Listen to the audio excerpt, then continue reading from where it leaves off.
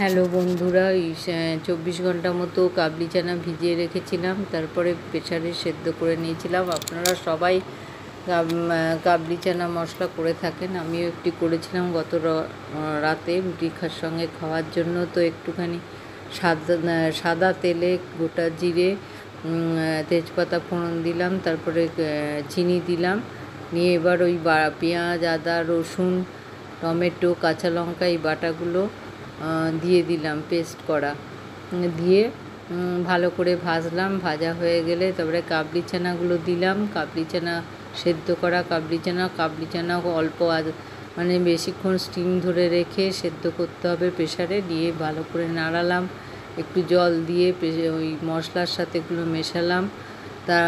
তারপরে যখন পুরো মশলাটা মিশে গেল কাবলি চানার সঙ্গে, তখন বেশি করে জল দিলাম, নিয়ে পুরো মশলা আর কাবলি চানা ওগুলো সব মিশিয়ে দিলাম জল দিয়ে। নিয়ে এবার একটু ঢাকা দিয়ে দিলাম, মানে একটু মুছতে হবে, মুছে এইরকম হয়েছে। আর আগে কষানোর সময় একটু শুকনো লঙ্কা, কাশ্মীরি শুকনো লঙ্কা গুঁড়োও দিয়েছিল। নমস্কার।